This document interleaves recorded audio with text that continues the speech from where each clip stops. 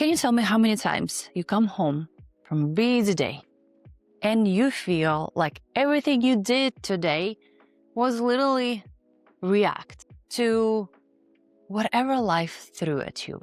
Maybe your family, your friends, your boss, your partner, everyone just throws the balls at you. I want you to imagine tennis court and this training ball machine, right? So the machine shoots the balls and the player just reacts, right?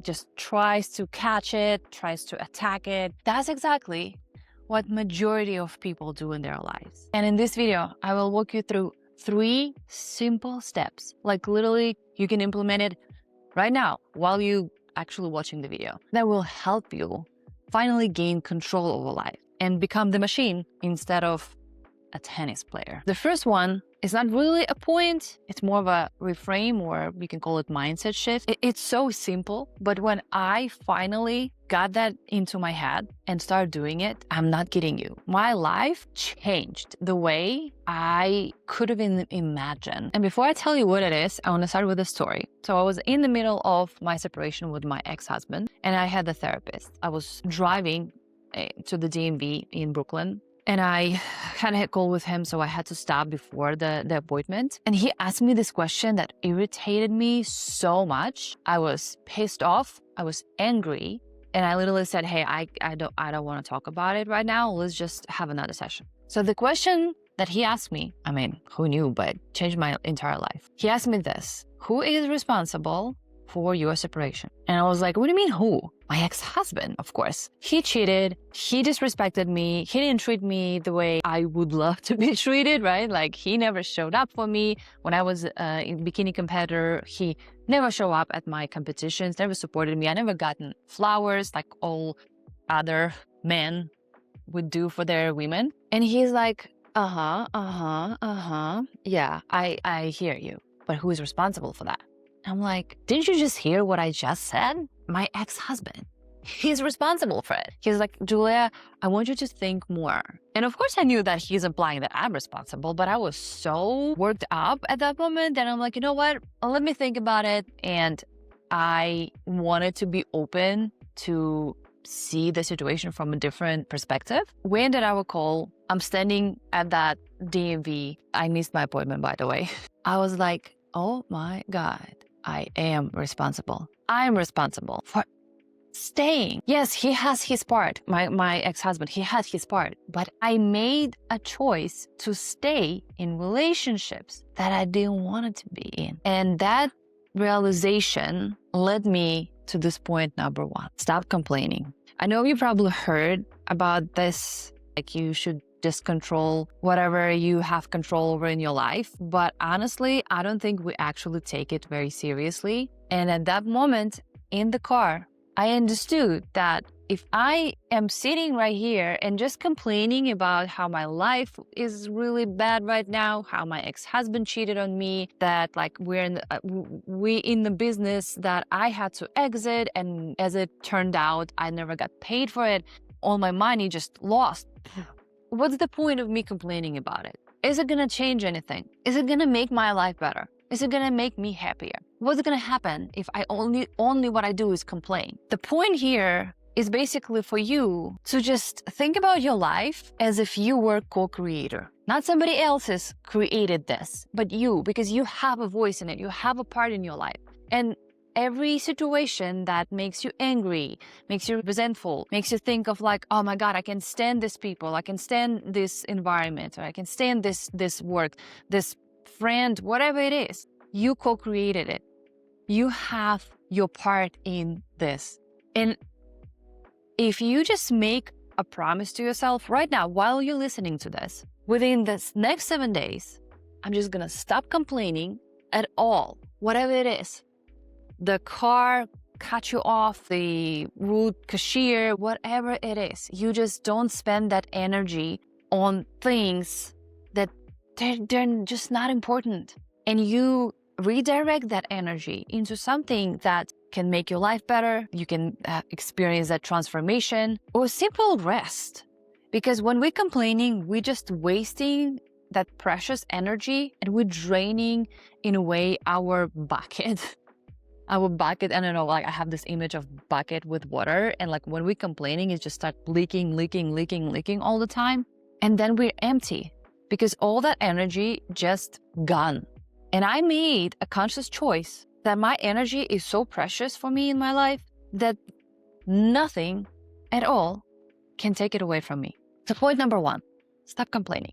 The next one is actually, now we are going to something more practical. And this is the work I do with my clients when we're going into from the like discovery and then release section of my framework. Think about any situation that you have in your life that pisses you off, upsets you, irritates you, that makes you angry. Think about anything. And not only think, but I want you to actually write it down. Get your notebook, your journal, and write down everything. Don't think about like, actually, you know what?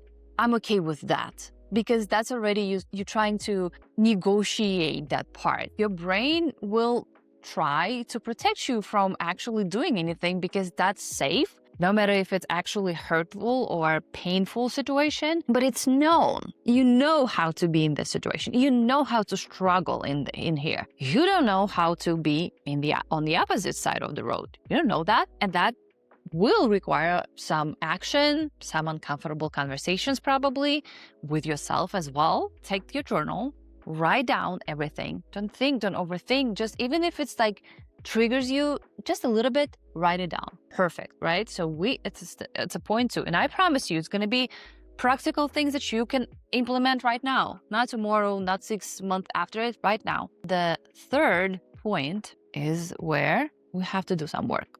That was an interesting story with my brother. He promised his family something. He's going through a very difficult time. And he calls me, and obviously I hear one story from my family, another story side of the story from my brother. He complains, blah, blah, blah, blah, blah, blah. And I'm like, oh gosh, I'm going to put my coaching head right now on. We're going to do this with you because I want to have different conversations with you rather than just listening how you complain about something that you actually can control. He's like, okay, let's do it. I'm like, you promised it, so you have to honor your promise. How about you just list everything you promised and say, hey, I'm going to fulfill this in July. I'm going to fulfill this in August. I'm going to fulfill this in September. And we not coming to this conversation anytime soon. I promise I'm going to do it. Give me some room to breathe. And when I told him this, he's like, you know what? Makes sense. I'm like, how do you feel? He's like, actually, I feel relief. I feel relief that right now is clear for me. Right now, I feel like I'm in control. And I'm like, bingo. The third point for you here, what you gonna do about your situation. It might seem very, very difficult and scary. Let's say if your boss is constantly asking you to stay overtime and never pays for it, this is probably a very scary conversation to have, even though it's probably the most transformational and the most important one. But I am not a fan of jumping off the bridge and see what happens there. I'm a fan of like, let's just build a little bit of evidence.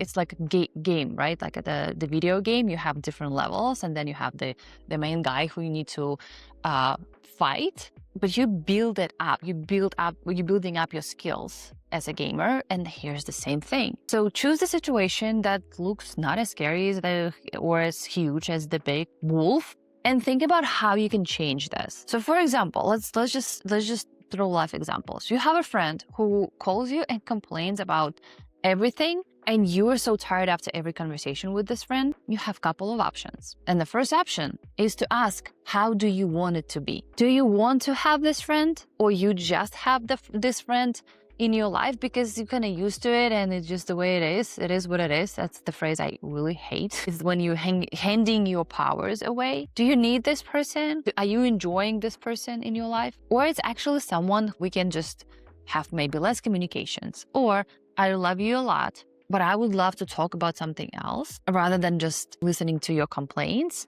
Maybe I can help you somehow. Maybe we can find a new solution for that. But I know for sure that you know how to deal with this. And the very good example for this, like very good indicator that you onto something, is when you feel uncomfortable. Take the bigger situation about the boss who's constantly just having you after hours and never pays for it. Of course, it feels scary, but you know this is the right thing to do. You know this is the right thing to address this because it's causing you your energy, your health, your mental health, Your nervous system is probably out of whack right now by this point, even though it's scary, but that's the right thing to do in your life. Stop complaining, list every situation in your life, even if you think it's a small one. And next, take that first small step. What is that first step?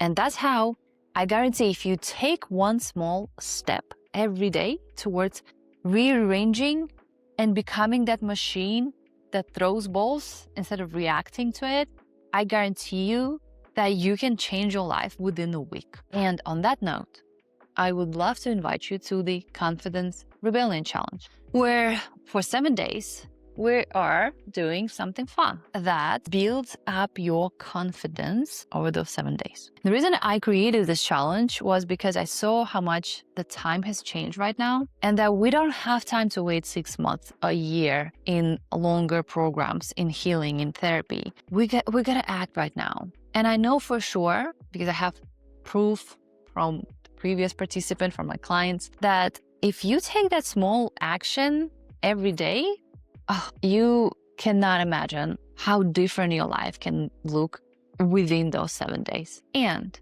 for the whole length of the challenge, you're actually choosing one thing that you've been procrastinating on or postponing, on overthinking. Good example, one of my participants, she had a challenge for herself to launch her business offer. And obviously, this like, I need to think more. I need to create a better version, a better promise. And when she started the Confidence Rebellion Challenge, within 7 days, she was doing one step. Then she launched her offer. Then she started showing up online for herself and for her business. And she felt amazing afterwards, because all we need is just to start building that momentum. Another participant wasn't anything about, honestly, business. She wanted to start organizing her house better, because she's like, I just feel that I'm just neglecting the house duties in a way. By the way, you are in the community of other women.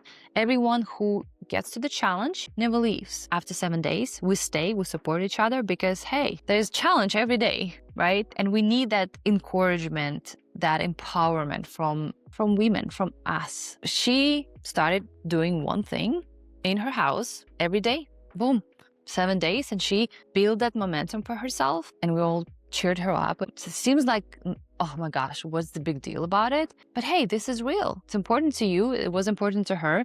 That means it was important for us as well to support her. The link in the description. It's only $37. I want every woman to join, to feel that she is already confident, and that with those small steps, exercises, practices, there's a body practice, there's a voice practice, there's identity practice. With every step, she just gets more and more proof that she is already that person. I am sure you'll love it, and I hope I see you there. Mwah.